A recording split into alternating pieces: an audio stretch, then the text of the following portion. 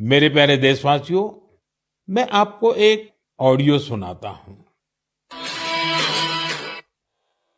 Hello. Sir नमस्ते sir. नमस्ते। Sir बोलिए सर। देखिए, ये जो आपने एफआईआर नंबर मुझे सेंड किया है, इस नंबर के खिलाफ 17 कंप्लेंट्स हमारे पास। आप ये नंबर यूज कर रहे हैं? मैंने नहीं यूज करता हूँ सर। अभी कहाँ से बात कर रहे हो? Sir Karnataka sir. वो घर में हूँ सर। ओके, इसके लिए आप अपनी स्टेट में रिकॉर्ड करवाइए ताकि ये नंबर ब्लॉक कर दिया जाए, फ्यूचर में आपको कोई प्रॉब्लम ना हो। Okay, yes sir. अभी मैं आपको कनेक्ट कर रहा हूँ, ये आपका इन्वेस्टिगेशन ऑफिसर है। आप अपनी स्टेट में रिकॉर्ड करवाइए ताकि ये नंबर ब्लॉक कर दिया जाए। Okay, yes sir yes sir yes sir. अब बताइएगा मैं किसके साथ बात कर रहा हूँ। अपना आधार कार्ड मुझे शो कीजिएगा वेरीफाई करने के लिए, बताइएगा। सर मेरे पास अभी नहीं है sir Aadhaar card sir, please sir. Phone आपके फोन में है? नहीं सर। फोन में आधार कार्ड की पिक्चर नहीं है आपके पास? नहीं है सर। नंबर याद है आपको? सर नहीं है सर, नंबर भी याद नहीं है सर। हमने सिर्फ वेरीफाई करना है। ओके, वेरीफाई करने के लिए नहीं सर। आप डरिए ना, डरिए ना। अगर आपने कुछ नहीं किया तो आप डरिए ना। हाँ सर हाँ सर। अगर आपके पास आधार कार्ड है तो मुझे दिखा दीजिए वेरीफाई करने के नहीं लिए। सर नहीं सर, मैं गांव को आया था सर, घर में है सर। Okay, coming. जय हिंद। इस व्यक्ति के वन साइड वीडियो का रिकॉर्ड करो as per the protocol. Okay, ये ऑडियो सिर्फ जानकारी के लिए नहीं, ये कोई मनोरंजन वाला ऑडियो नहीं है। एक गहरी चिंता को लेकर के ऑडियो आया है। आपने अभी जो बातचीत सुनी वो डिजिटल अरेस्ट के फरेब की है।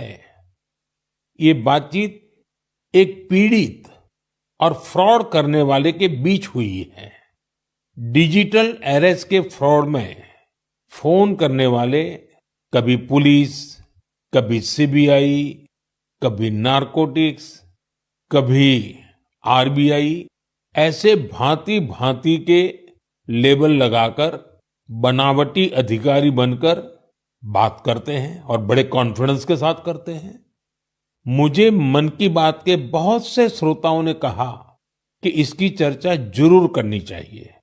आइए मैं आपको बताता हूं ये फ्रॉड करने वाली गैंग काम कैसे करती है, ये खतरनाक खेल क्या है। आपको भी समझना बहुत जरूरी है, औरों को भी समझाना उतना ही आवश्यक है। पहला दाव आपकी व्यक्तिगत जानकारी, वो सब जुटा करके रखते हैं। आप पिछले महीने गोवा गए थे, है ना? आपकी बेटी दिल्ली में पढ़ती है ना? वे आपके बारे में इतनी जानकारी जुटा कर रखते हैं कि आप दंग रह जाएंगे। दूसरा दाव, भय का माहौल पैदा करो। वर्दी, सरकारी दफ्तर का सेटअप, कानूनी धाराएं, वो आपको इतना डरा देंगे फोन पर बातों बातों में, आप सोच भी नहीं पाएंगे। और फिर उनका तीसरा दाव शुरू होता है। तीसरा दाव, समय का दबाव। अभी फैसला करना होगा वरना आपको गिरफ्तार करना पड़ेगा। ये लोग पीड़ित पर इतना मनोवैज्ञानिक दबाव बना देते हैं कि वो सहम जाता है। डिजिटल अरेस्ट के शिकार होने वालों में हर वर्ग, हर उम्र के लोग हैं। लोगों ने डर की वजह से अपनी मेहनत से कमाए हुए लाखों रुपए गंवा दिए हैं। कभी भी आपको इस तरह का कोई कॉल आए तो आपको डरना नहीं है। आपको पता होना चाहिए, कोई भी जांच एजेंसी फोन कॉल या वीडियो कॉल पर इस तरह पूछताछ कभी भी नहीं करती। मैं आपको डिजिटल सुरक्षा के 3 चरण बताता हूं। ये 3 चरण है: रुको, सोचो, एक्शन लो। कॉल आते ही रुको, घबराए नहीं, शांत रहे, जल्दबाजी में कोई कदम न उठाएं, किसी को अपनी व्यक्तिगत जानकारी न दें। संभव हो तो स्क्रीनशॉट लें और रिकॉर्डिंग जरूर करें। इसके बाद आता है दूसरा चरण। पहला चरण था रुको, दूसरा चरण है सोचो। कोई भी सरकारी एजेंसी फोन पर ऐसे धमकी नहीं देती। न ही वीडियो कॉल पर पूछताछ करती है, न ही ऐसे पैसा की मांग करती है। अगर डर लगे तो समझिए कुछ गड़बड़ है। और पहला चरण, दूसरा चरण और अब मैं कहता हूं तीसरा चरण। पहले चरण में मैंने कहा रुको, दूसरे चरण में मैंने कहा सोचो, और तीसरा चरण कहता हूं एक्शन लो।